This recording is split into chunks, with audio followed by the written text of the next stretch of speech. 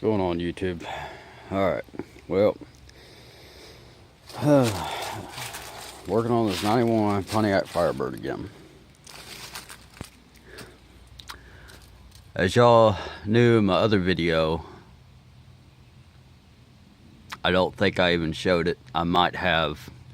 I don't know. I'm already making a lot of videos on this car, but I replaced the map sensor. And the check engine light went off, but I popped up a check engine light again, code 12. Of course, 3 times, then paused, and then the actual code, which kept popping up code 12.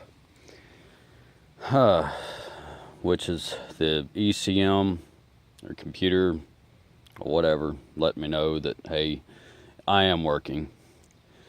But the car's still not running right.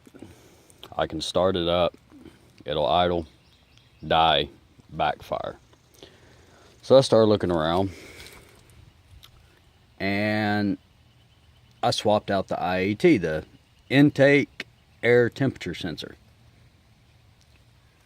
The old one was pretty bad,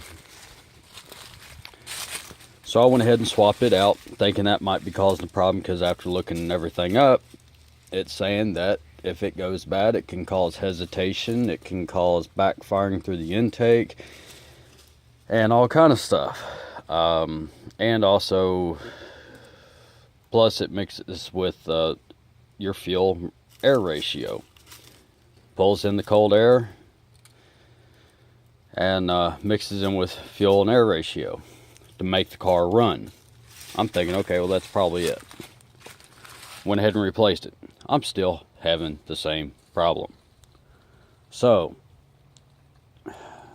speaking on some third gen forums, people are telling me just change out my ICM, my ignition control module, which sits right back there. I don't know if y'all can probably see it or not. Probably not, but sits underneath the distributor cap.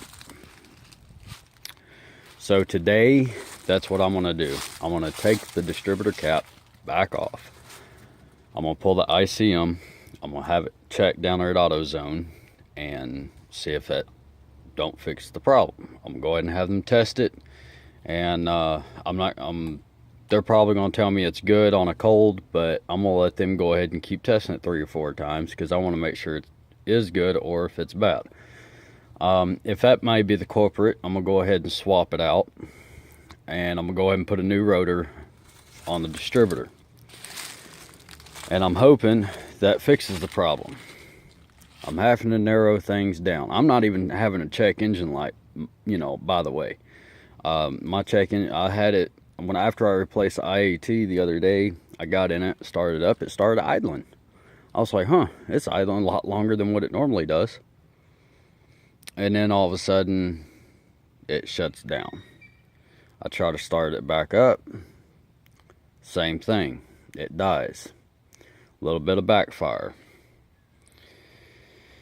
So that's the next thing I'm going to go with is the ICM, the ignition control module. I'm sure, like I say, these sensors are all original. They've never been replaced. I know the IAT's never been replaced. I just replaced it with an Edelbrock, which was the only one that actually fit this car. The other one's just kind of pushed in. But as far as the ignition control module, doing some research on it, it will cause hesitation. It will cause the car to fail to start. It will cause it to backfire some, and this and that. Which also, bent valves can do the same thing. But I'm hoping it's not a bent valve. It don't sound like it's a bent valve. The motor still, I mean, when it does want to crank and start, it does seem to be running pretty strong. But still got the little hesitation to it, and then wants to die. The next thing I've already checked, I think I've already made a video on this too. I don't even remember. I probably did. Like I said, I made so many videos on this car, and I know a lot of you probably going to tell me, well, have you checked your fuel? Yes, I've checked my fuel pressure. My fuel pressure is excellent. It's great. It's golden. I pulled the line to the regulator, which sits underneath there, and underneath the intake, and there is no fluid coming out.